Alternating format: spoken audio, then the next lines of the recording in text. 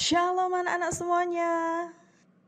Saat ini kita akan belajar pelajaran pendidikan agama Kristen dan budi pekerti untuk anak-anak kelas 6 di pelajaran yang keempat dengan judulnya Baca dan Temukanlah. Oke anak-anak, sebelum kita melanjutkan pelajaran kita, terlebih dahulu kita berdoa ya, memohon pimpinan dari Tuhan. Silahkan anak-anak ambil sikap berdoa yang baik. Ibu akan pimpin kita dalam doa. Bapa yang baik, yang kami sembah di dalam nama Tuhan Yesus Kristus, Engkau Allah kami yang di surga, Allah kami yang hidup, Allah kami yang maha kuasa. Kami bersyukur untuk kemurahan-Mu sepanjang kehidupan kami, sehingga saat ini Engkau mengizinkan kami untuk belajar tentang kebenaran firman-Mu.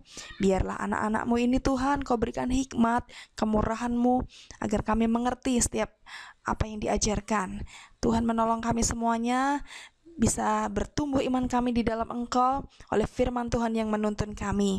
Kami serahkan pembelajaran ini di dalam campur tangan kuasa-Mu Tuhan. Dalam nama Tuhan Yesus Kristus kami berdoa. Haleluya, amin. Ya, puji Tuhan. Ya, Ibu mau tanya nih, kalian masih ingatkah tema kita kali ini? Apa anak-anak? Ya, betul sekali, baca dan temukanlah. Nah, ini adalah pelajaran kita yang keempat untuk kelas 6, Pendidikan Agama Kristen dan Budi Pekerti. Dan kita belajar dari dua ayat. Yang pertama, Kisah Para Rasul 8, ayat 26-40. Kemudian dari 2 Timotius 3, ayat 14-17. Ya anak-anak, Ibu akan sampaikan tujuan pembelajaran kali ini. Yang pertama, peserta didik dapat menyebutkan manfaat membaca Alkitab secara tekun. Ya, kemudian yang kedua, peserta didik dapat menyebutkan teladan ketekunan dalam mempelajari firman, teladan dari para tokoh Alkitab ya. Nanti kita akan belajar bersama. Kemudian yang ketiga, peserta didik dapat menjelaskan fungsi firman Tuhan yang terdapat dalam Alkitab ya. Oke, keempat, peserta didik dapat menerapkan kehidupan yang giat dalam membaca Alkitab ya. Setelah tahu manfaatnya, terus juga bisa menyebutkan teladan dari para tokoh Alkitab, kemudian bisa menjelaskan fungsi Alkitab, maka kalau sudah tahu teorinya harus diterapkan atau dipraktekkan. Oke. Nah, yang bagian pertama kita masuk dalam ilustrasi cerita, yaitu tentang manfaat membaca Alkitab. Kita akan saksikan video berikut ini. Shalom anak-anak hebat, apa kabarnya? Ibu yakin pasti semuanya dalam keadaan yang sehat dan kuat dan semangat untuk belajar. Nah anak-anak, kali ini kita akan melihat sebuah cerita tentang rajin membaca Alkitab dan kemudian menemukan kebenarannya. Halo anak-anak, selamat pagi. Ibu mau tanya, siapa yang sudah membaca Alkitab hari ini? Bu, saya sebenarnya pengen baca Alkitab, tapi saya nggak ngerti artinya yang di situ loh, yang ditulis di Alkitab itu aku nggak ngerti Bu, makanya aku nggak baca lagi. Memang kalau kita baca Alkitab, kadang-kadang atau mungkin sering kita nggak langsung mengerti dan paham akan apa yang menjadi isinya. Tapi kalian tetap harus rajin baca Alkitab, karena memang Alkitab itu harus dibaca setiap saat, setiap waktu, supaya kita makin mengerti akan apa yang jadi isinya. Nanti Roh Kudus yang akan pimpin kamu jika kamu sungguh-sungguh mau mencari kebenaran firman Tuhan, mau sungguh-sungguh membaca firman Tuhan. Tapi Bu, kadang-kadang waktu sudah sungguh-sungguh mau baca Alkitab, tiba-tiba jadi ngantuk. Nah, itu tantangan tersendiri buat kalian semua, termasuk juga buat ibu. Semua orang punya waktu satu hari itu 24 jam. Tidak ada yang lebih, tidak ada yang kurang. Artinya dalam 24 jam yang diberi Tuhan buat kita, kita semua harus bisa mengelola dengan baik, memanajemen dengan baik, supaya saat kamu membagi waktu untuk membaca Alkitab, bukan pada waktu kamu sudah lelah, tapi di waktu yang kamu sediakan khusus untuk membaca Alkitab, dan pastikan saat dalam keadaan yang masih fresh, yang semangat, supaya tidak mudah ngantuk. Maksudnya gimana ya, Bu? 24 jam gimana? Saya kurang ngerti, Bu. Coba dijelasin, Bu. Nah, itu pertanyaan yang bagus. Nah, gini maksudnya. Kan satu hari 24 jam. Kamu bisa membagi waktu untuk tidur 8 jam. Kemudian untuk makan mungkin berapa menit. Untuk belajar berapa jam. Terus termasuk ketika kamu baca Alkitab disediakan khusus berapa jam. Mungkin setengah jam, 1 jam dari antara 24 jam itu.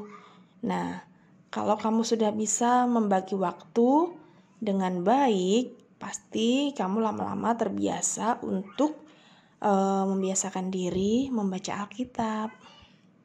Bu, bisa dijelasin lagi ya, Bu? Masih nggak ngerti maksudnya itu 24 jam gimana sih, Bu? Nah, Ibu jelaskan lagi ya. Singkatnya gini, satu orang itu kan dikasih waktu 24 jam. Jadi 24 jam itu dibagi-bagi. Mungkin 7-8 jam tidur. Sisanya untuk apa lagi? Untuk belajar, mungkin 3 jam, 4 jam. Kemudian untuk apa lagi? Makan, minum, mungkin setengah jam. Terus mandi, mungkin pagi dan sore, total 1 jam misalnya. Nah, kan masih ada waktu untuk membaca Alkitab. Kamu tetapkan, disiplinkan untuk membaca Alkitab mungkin setengah jam, 1 jam, terjadwal setiap hari. Jadi kamu pastikan jadwal ketika kamu membaca Alkitab itu waktu kamu ada dalam keadaan yang fresh, yang masih semangat, jangan sudah ngantuk. Oh, begitu ya, Bu. Oh, baru ngerti saya. Terima kasih ya, Bu, untuk saran dan masukannya. Nanti saya bikin jadwal khusus untuk membaca Alkitab biar semakin paham Alkitab. Bu, saya mau tanya lagi nih. Nah, misalnya kita udah bikin jadwal, terus kita baca Alkitabnya waktu keadaan fresh, udah baca, udah semangat, tapi tetap aja nggak ngerti artinya, Bu. Nah, kadang-kadang itu jadi bingung, baru agak menyerah gitu, nah, Bu. Nah, memang itu tidak semudah yang kita pikirkan. Tapi setidaknya kalian sudah coba untuk sungguh-sungguh baca Alkitab dan menemukan kebenarannya. Kalau masih dirasa kurang mengerti, nah baca lagi, jangan sampai bosan. Dan kamu juga bisa menanyakan artinya mungkin kepada orang tuamu, kepada guru, atau kepada pendetamu, dan mungkin kakak layan di sekolah minggu. Nah, anak-anak jangankan masih SD, yang sudah bangku kuliah pun masih juga belajar terus-menerus. Maka kita harus lebih sungguh-sungguh belajar, tidak kenal usia, belajar dengan sungguh-sungguh supaya kita menemukan kebenarannya dan diberkati oleh firman Tuhan tersebut. Dan jangan lupa sebelum baca Alkitab, berdoa dulu, minta bimbingan Roh Kudus supaya kita bisa terarah dan mengerti kebenaran firman Tuhan sehingga lebih efektif. Nah, seperti ada sebuah cerita di Alkitab itu tentang sida-sida dari Ethiopia. Dia baca kitab Yesaya, tidak mengerti artinya, tetap dibaca dan sungguh-sungguh membaca, dan akhirnya Tuhan kirimkan pertolongan melalui Filipus. Nanti di pelajaran kelas 6 ini kita juga pelajari. Nah, supaya lebih tahu, ayo kita belajar bersama-sama. Oke. Ya, sudah. Setelah itu kita juga bisa melihat nih ada sebuah cerita ilustrasi. Kalau tadi kalian sudah membaca dan melihat ilustrasi dalam bentuk video, kali ini ada ilustrasi dalam bentuk cerita yang Ibu Vika sampaikan ya, yaitu ilustrasi yang sama temanya manfaat membaca Alkitab. Nah, ada seorang kakek hidup di sebuah perkebunan di suatu pegunungan sebelah timur negara bagian Kentucky di Amerika Serikat ya, dengan cucu lelakinya yang masih muda. Setiap pagi kakek bangun lebih awal dan membaca Alkitab di meja makan di dapurnya.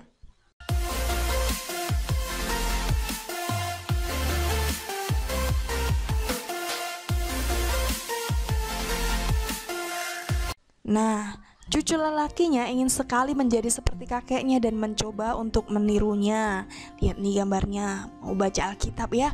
Si cucu ingin seperti kakeknya yang rajin membaca Alkitab, tapi dia mengalami kesulitan untuk memahami artinya. Dia bertanya kepada kakeknya, "Kakek, aku mencoba untuk membaca Alkitab seperti yang kakek lakukan, tetapi aku tidak dapat memahaminya. Dan apa yang aku pahami, aku lupa secepat aku menutup buku. Apa sih kebaikan dari membaca Alkitab?" Nah, dengan tenang sang kakek mengambil keranjang tempat arang. Bayangkan nih, keranjang tempat arang pasti kotor ya. Dan bukan hanya keranjang tempat arang dibawa, tapi dilobangi. Bawa keranjang ini ke sungai. Kemudian bawa air kemari lagi. Ya, bawa air dan bawa ke sini pakai keranjang itu. Nah, bisa dibayangkan? Nah, ini ilustrasinya cucunya lagi mengangkat air dari sungai ya, dengan ember yang berlubang.